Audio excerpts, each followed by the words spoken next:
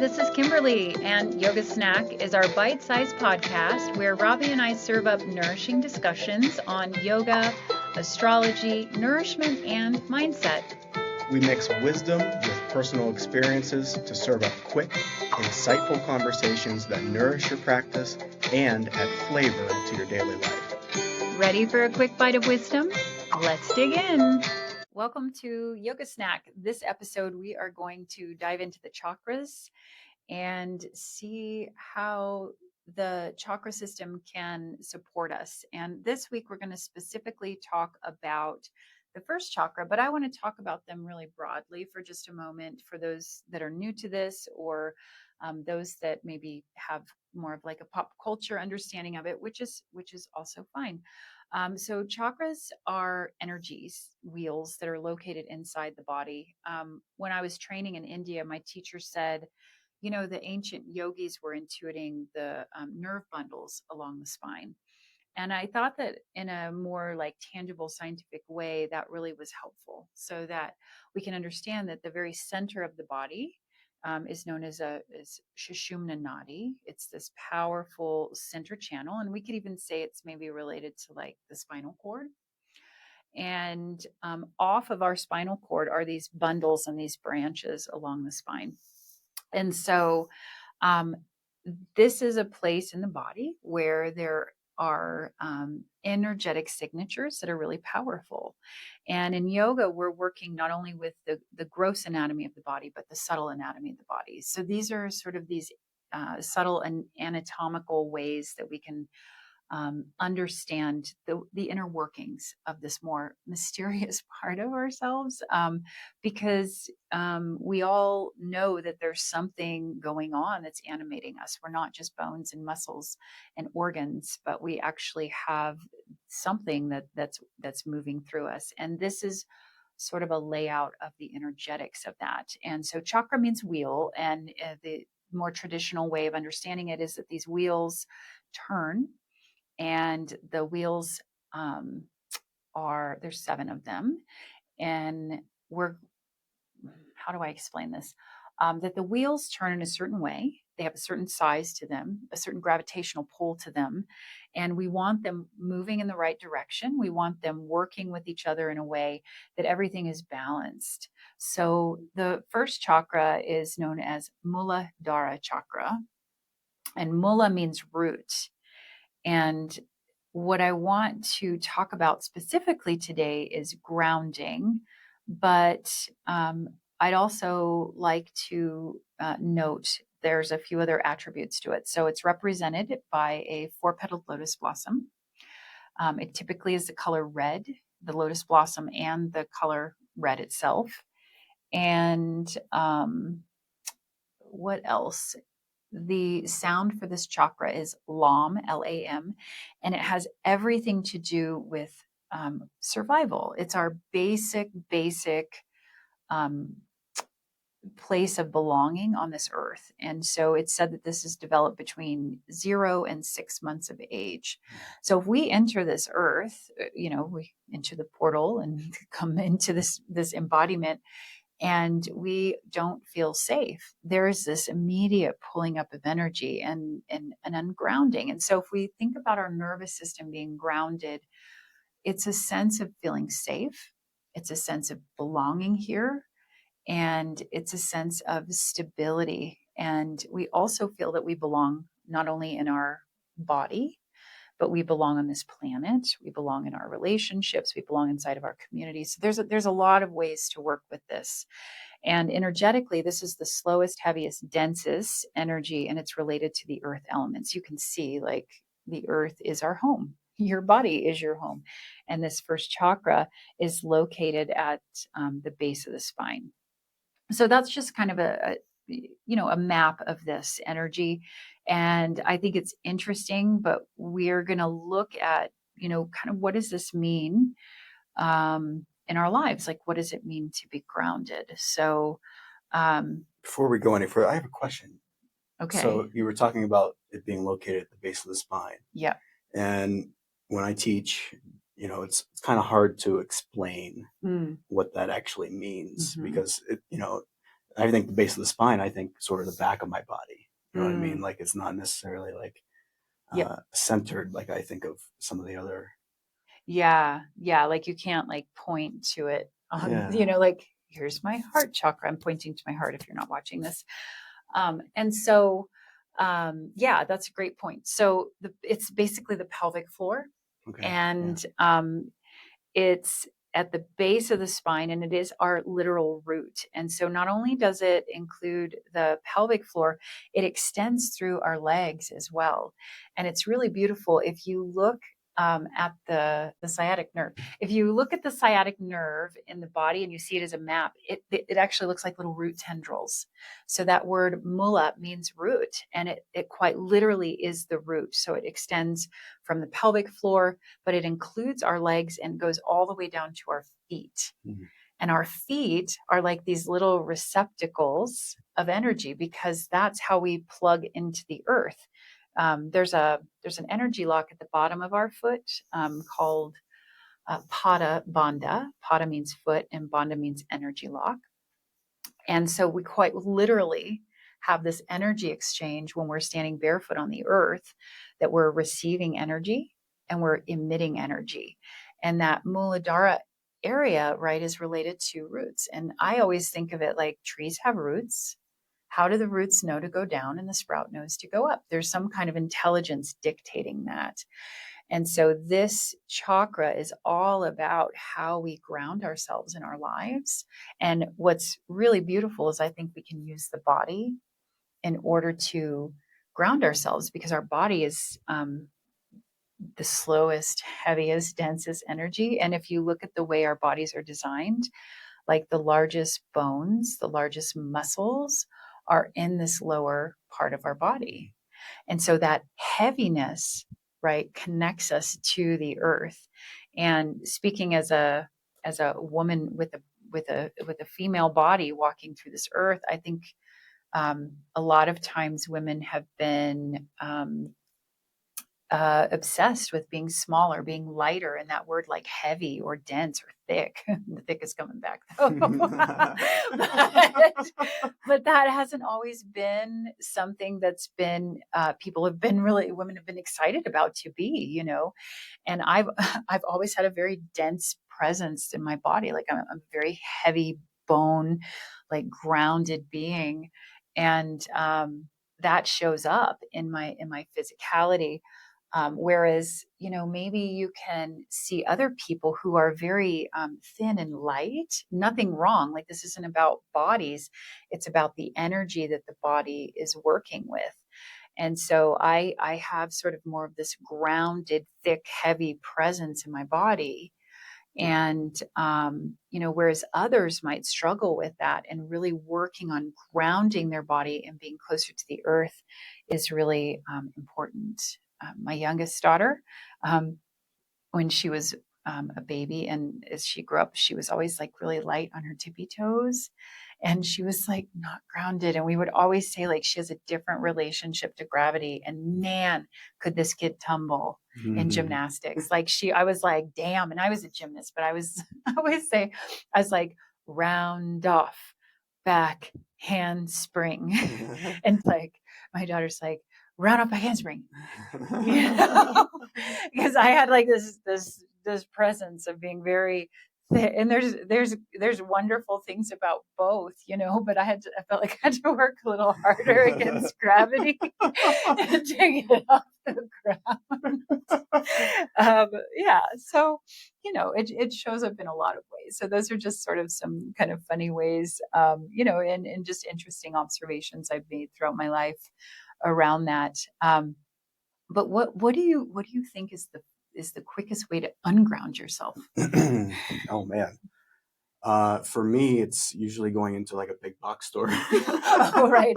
Like too many choices. Yeah. Too many choices, too many people, too much just like swirling around. Too much energy. Yeah, for sure. Are there people that unground you, like that you instantaneously like know that when you're in the room? Yeah, because for me specifically, like I tend to morph to whatever energy I'm around. So if I don't have my protective barriers up. Some of the more, for lack of a better, like flighty energies can really just like, I get swept up in it. You know what I mean? So yeah, that's an interesting term, right? Swept up. Right. Yeah. Because guess what happens? We go up, up, and we get overly in our heads. Do your thoughts unground you? Oh, sure. Yeah. Have you ever worried? Have you ever overthought? Oh, yeah. Have you ever gone through like a downward spiral? That's so one of yeah, my superpowers. yeah, me too. Wonder Twin powers activate. Yeah. So our brain, our mind, not necessarily our brain, but our mind really has this ungrounding component to it. And it's related to more of the ethereal energies, right? It's light, and the mind can be everywhere all at once. It can be in the past, it can be in the future, it can be in imagination. And we can't hold what we're thinking in our hands too. So it has that very quick energy like air does, and it can be everywhere all at once. And it's like a windstorm beating you, you know, and you're like, I can't even see it. And it's knocking me over. Right. And so that's really an interesting thing when we can relate it to kind of this elemental way of being in the world. So to be in that place of overwhelm and to be in our heads, one of the simplest things that we can do is find our feet. Right? The furthest thing away from that thinking center, it's like, can you feel your feet on the ground? And when you pause and you use the body as that receptacle to change the energy or to shift the energy inside of you, what it does is this, then it pulls it down and through the body into that more earthy, grounded place. And that can be helpful. I think, using our bodies to ground us in lots of ways, but even the breath is designed to work between energy centers in the body. So we can use specific breaths to help the nervous system ground. And what I like to do and work with a lot of times is extending the exhale. Because when we extend the exhale, did you know our heart rate actually slows down? I did know that. Observing it on the treadmill. Oh, okay. Like in the cool down part of the walk or whatever. Just noticing with the heart rate monitor on the exhale, how the heart just starts to drop. Yeah. So when we inhale, the heart speeds up just a little bit, and it has to do, like, we're going to talk about it just in like a scientific way. It has to do with the volume of the lungs pressing against the heart. So when we inhale, the heart has to speed up a little bit because the pressure over the heart, like the heart's getting squeezed a little bit. So it has to speed up a little bit. And when the lungs shrink, there's not as much pressure on the heart, and the heart rate slows down just a little bit. And so to utilize that information, right? And that's just a purely biological fact. I think there's more going on that's even just more interesting than that. But I think it's helpful to back it up with science sometimes. But when we exhale energetically, our energy is moving down and out, and it's moving downwards through our root system. It's like we're trying to send little roots down and collect ourselves into earth. And so also, if you've ever exhaled all the way, you are not thinking about anything else. You are almost in a place of like, this is kind of scary, right? Like really, truly, because we tend to save just a little bit. We don't tend to actually exhale all the way. And to truly exhale, it shifts us chemically because we're getting rid of that carbon dioxide. And your mind is, I guarantee you, it's not going to be making your grocery list for that split second. And so sometimes that's enough to really recalibrate us and to allow us to be in the present moment. Because I'll tell you what, I wake up first thing and my mind is just like 100 miles an hour, 100 thoughts a minute. And it's like all these things, and it's like, how am I going to stabilize myself for the day? with all of this clutter inside of my head, and I practice first thing in the morning, and there's a lot of reasons for that, but I think it grounds me for the day better. Not that it's perfect, but it's setting me off in a way that I'm allowing myself to set myself up to be grounded, or as grounded as I can be. Now, I want to talk really quickly too. This chakra, the emotion is fear. This is a primal chakra. And that means that if our basic needs are not met, right, it's really hard to really talk to somebody about spiritual awakening if our basic needs aren't met. Ram Dass said, feed them and love them, right? Like feeding people, and those basic needs have to be met. And when we have, food scarcity, we don't know where we're going to sleep at night, our home doesn't feel safe, for any reason at all, right? And we then our nervous system then is functioning in what we probably commonly know of what is fight or flight. And so there's a resonance to that and a vibration in the way that we move through the world. And there is this fear that is ever present, even though we're trying to be safe. So being able to feel safe in our bodies is really important, and to even be able to feel our bodies and to have a safe place to put our bodies is a tremendous importance in feeling safe as we move through the world and working with this chakra too. With any of them, there's sort of an excessiveness and a deficiency. And so I think I've been talking a lot about the deficiency of this chakra, but an excessiveness in this area is, we could maybe look at depression. Like it's this really heavy, like we get in this rut and we do the same thing all the time, or we feel like we're so heavy, we can't make new choices. And by heavy, I mean mentally like thick and uninspired. And even just feeling like we want to crawl into a hole, right, or a cave, and that earth is sort of consuming us and preventing us from being in the world and moving out in the world.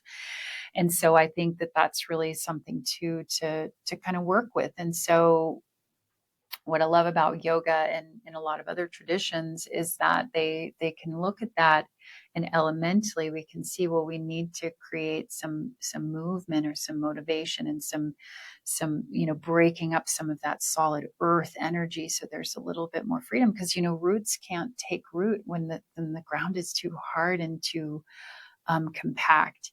So I think it's helpful to see that and to use that if you start to feel some of that heaviness and hardship. And I'm always going to encourage people to have a therapist. I have a therapist, and to have our mental health supported in a lot of ways. I think the chakras are just an added layer to that. I'm not necessarily saying that it's the answer and the solution, but I think it's an interesting contemplation that we can work with too. So, yeah. And do you have any other questions or anything you want to contribute? Well, going back to that fear aspect that you were talking about, I feel like I had a real revelation around that back when I was still living in Ohio and just found yoga. I feel like, it was in psychedelics, and I just had this realization that a lot of the unbalanced or ungrounded ways that I was moving through the world were really about because I was living in a state of fear. Like I was, even subconsciously, like it was just there. It's a deep program. Yes. Like I said, this is primal. This is like fight or flight. And there's a reason for that system to be in place. Like that's how our ancestors survived and we got here. Thanks, guys. But we are not living with saber-toothed tigers. Right. Yeah. Even though our mind makes it out to be, right? Right. Yeah. And I think that that's like, when I'm ungrounded or, I'm just like moving outside of myself, I feel like it shows up as anger a lot of times, and just sort of trying to examine like why am I feeling this way, and it ultimately led back to that a fear response, just like trying to put up like a hard exterior to combat that. And I think that's something that practicing yoga has definitely helped with. I'm not saying it like cured it, but it No, certainly but man, that's not the point of any of this, right? right. You're not going to get cured. No, we're not, we're not going to fix anything. Right. We certainly can find practices though that help and support us in becoming more whole and balanced, right? Right. And that's I think the point. If somebody's telling you that this is going to fix you, you might want to run away. You might use that fear response and run. Run fast, run fast, run fast, run quick. Yeah. And I've had people too ask about like different systems, overlapping, and I've had some training in Chinese medicine too, which I adore, and I really have an affinity to the Meridian system. But they're in the way my teacher explained it too, they're two entirely separate systems. So to try to overlap them too much, it tends to create a little bit of confusion.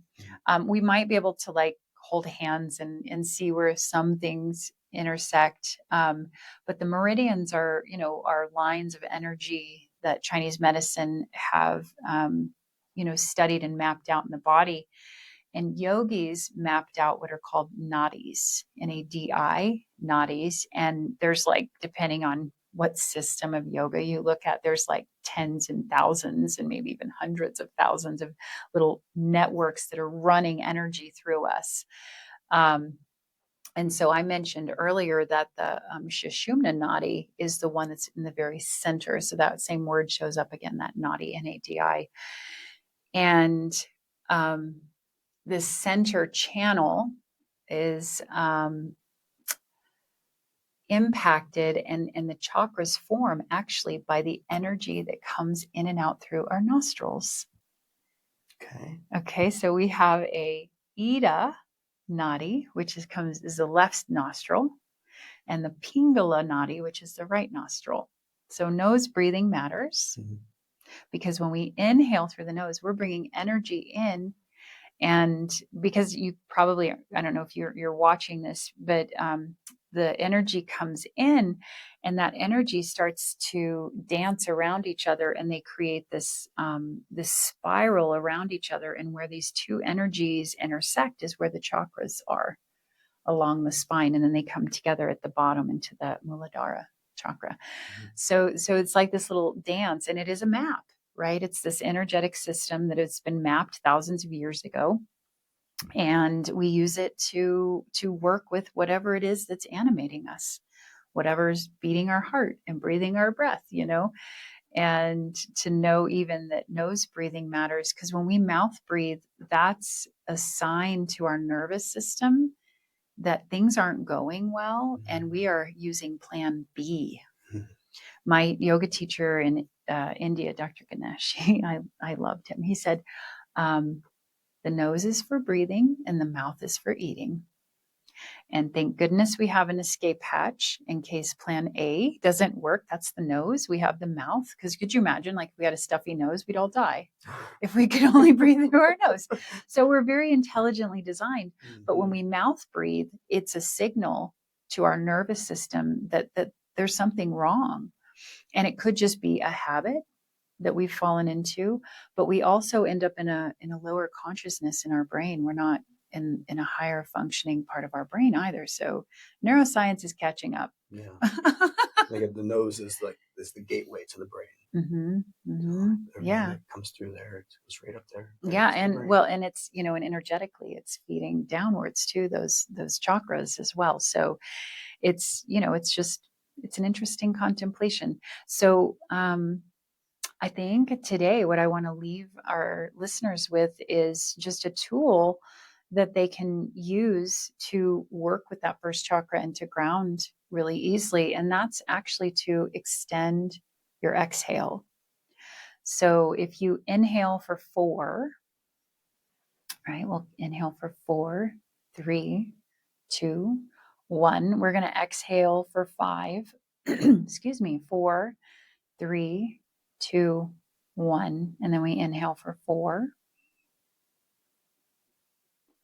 And then we'll exhale for 6 this time. And if 6 doesn't work, then you can go back to 5. And then you'll inhale for 4, 3, 2, 1. And you'll exhale for 7, 6, 5, 4, 3, 2, 1. Inhale 4, 3, 2, 1. Exhale 8, 7, 6, 5, 4, 3, 2, 1. Good. And you can continue that, but tuck that away this week. And I want you guys to use that throughout the week. You can do it driving. You don't have to be in a meditative space, right? You can do it in between phone calls or in between errands or standing at the grocery store. But just play with that and notice first how it gives you presence and see how the breath feels. And that just gives you a little bit of a practice. And did you know that you can work with chakras with food too? I think you can, yes. I think you can. So guess what? Guess what kind of food is helpful for the first chakra? I'm going to guess a root vegetable. Yes. What do you have for us, Robbie? Do you have a way or a preparation of a delicious root vegetable? I do. So we're heading towards fall. Okay. We're almost into sweet potato season. One of my favorite things is sweet potato tacos. Oh. So basically all you have to do is you peel and slice your sweet potato. Okay. Cube it up into little, maybe 1/2-inch cubes. Okay. A little olive oil. Okay. You can season it however you want. Salt, pepper, a little smoked paprika, cumin, whatever you like. You mix it all up, put it on a sheet pan. You want to heat your oven to about 400, 425. Okay. About 20, 25 minutes, roast those in the oven. You can flip them about halfway through, make sure they get some color on both sides. But after that comes out, they're almost a little caramelized because of the sugar in the sweet potato. It has maybe if you've seasoned it with some spice. So it's a nice balance. Put it in a taco shell, top it with whatever you want. It's perfect. Yum. Yeah. Okay. So using that as the base. Yeah. Okay. Yeah. Okay. All right. Mm-hmm. Amazing. Yay. All right. Well, there you go. This week, extend your exhale and make sweet potato tacos. And thank you for joining us. We'll continue to explore the chakras in upcoming episodes, and we would love to hear from you. And have a great day. See you next time.